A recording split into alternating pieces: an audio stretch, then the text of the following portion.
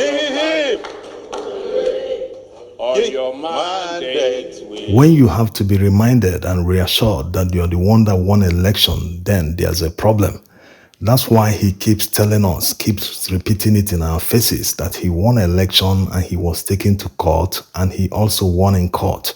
The fact that the court decided to throw away evidence that proves that he didn't win election and that he forged the certificate doesn't mean that he did not commit all this. Let's not even talk about all his past. Going by the revelation of the FBI and the forfeiture he made in the United States, the fact that the court neglected all this and decided to uphold illegality doesn't mean it didn't happen. It happened. They did what they wanted to do. It doesn't change the fact. The fact remains what it is, that he forged the certificate, he didn't win the election, many other things that he committed that were neglected by the court. He did all of them. No amount of judgment by any court can whitewash them. Yes, people should understand the kind of person we are dealing with. The attribute of someone that can boast, someone that can gloat about something or brag about something. Yes, even Yaradua, despite winning at the Supreme Court, he still admitted that the election that brought him to power was seriously flawed. That shows you humility. And what the Supreme Court justices did at the time of Yaradua was just a kick of the can down the road. They never insisted that the right thing must be done. They were more interested in maintaining the status quo. Whether he won, he didn't win, he's already the president, he should continue instead of wasting time going through another election that will inevitably change our political cycle. The swearing-in time will no longer be May 29th, many things like that. So instead of insisting that we must do the right thing in order to advance, we prefer to kick down the problem down the road. When is it ever going to be solved? If you can't solve it 20 years ago, you didn't solve it 10 years ago, and you failed to solve it in 2023, that means that problem will never be solved. In 500 years, we'll still be dealing with the same thing. Yes, when is it ever going to be solved? We have this attitude of not solving problems in Nigeria. When we see a problem, instead of taking them head on, we try to shift responsibility. We don't ever want to insist that the right thing must be done. Look at all the problems we face in this country. How many years ago did power cuts start in Nigeria, and they still continue up till today? In fact, it is guaranteed that it will continue up to at least the next 2 years, or 3 years, or 4 years, depending on when Siemens completes their upgrade of power infrastructure in Nigeria.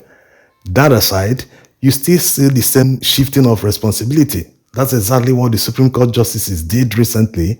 Instead of looking at evidence, they prefer to say, this is the problem of the petitioners. They failed to do this, they failed to do that. What of the one you are supposed to do? Why not take responsibility and insist that the right thing must be done? You see this attitude in our daily lives, in governance, among our people. Instead of people tackling a problem head on, they say they are praying for it to be better. How long have we prayed in this country? We keep saying that we hope and pray that it will be better without putting in the effort. Praying without working amounts to nothing. When you have a work you're doing, you're struggling and putting in all the effort, and you pray on top of it, God will now bless you through your work. If you don't work and pray expecting a miracle, it will take eternity for the miracle to come.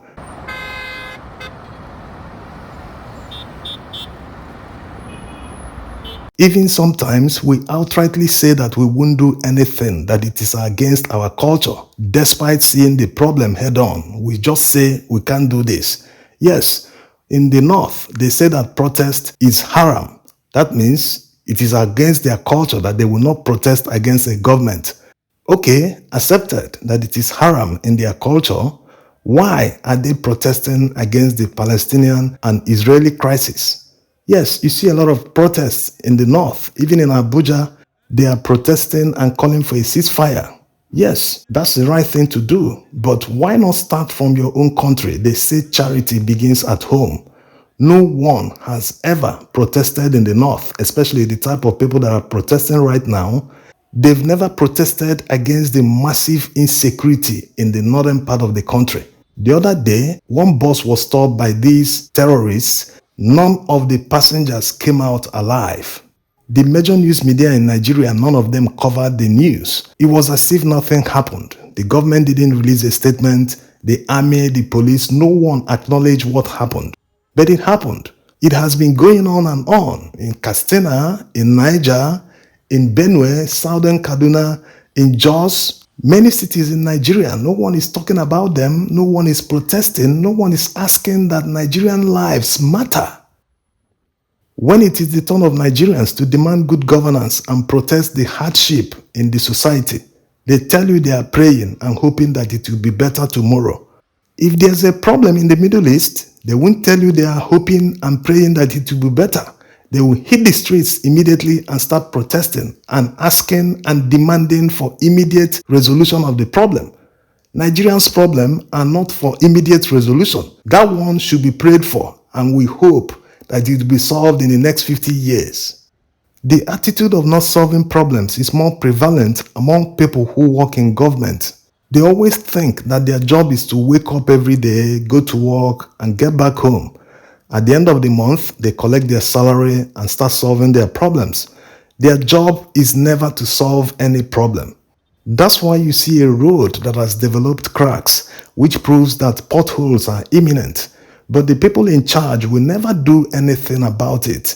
The cracks will develop and become potholes. Even at this stage, no one will still do anything. Everyone will just be managing the road like that, driving on it, and the weight of the trucks and vehicles will cause the potholes to expand, which will make the road to become impassable. In fact, the traffic that will be experienced on this road, when you pass that traffic, you will say, is it this small pothole that is causing this? But government officials will still pass that road with their convoy and sirens, but they will still not do anything about the road. No one will fix it.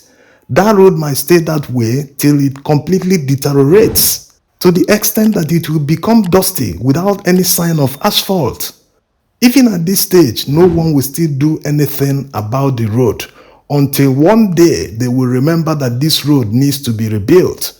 They will now go on and award a fresh contract for the road, running into billions of naira. That road might have been saved if they started by patching the potholes.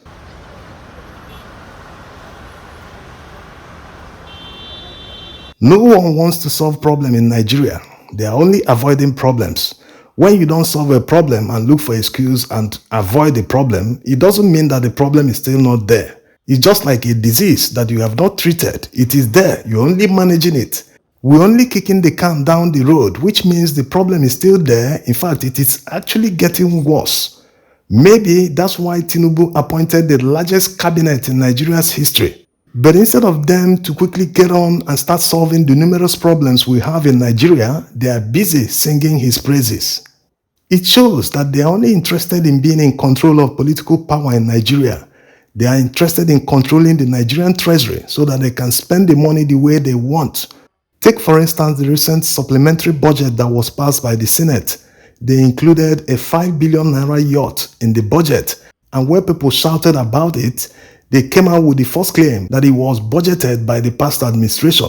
When people pointed out that this yacht is not in the past budget, in the budget of 2023, remember that this one is actually a supplementary budget.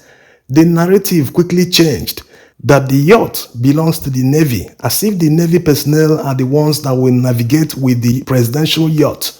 When people raised alarm again and made comparison with the Nigerian Air Force, which manages the presidential fleet, the narrative quickly changed again that the Navy have already taken delivery of the yacht. So what we are dealing with here are liars and corrupt politicians who are only interested in their personal aggrandizement. They are not interested in suffering of Nigerians. They are not interested in what is going on. What they are only interested in what they can get. Their selfish interest. That's what they care about. Which is not really surprising because that's exactly what motivated them to steal and rig the election in the first place. To them, it's like an investment. And when one makes an investment, he must recover his capital plus benefit. As usual, Nigerians will keep praying and hoping that it will get better in the future, instead of insisting now that the right thing must be done.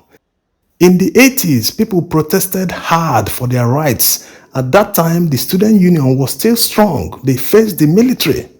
More than 30 years after, that's like a generation, people no longer protest. They all say they are praying and hoping for a better future. Good luck with that when you have heartless individuals in control.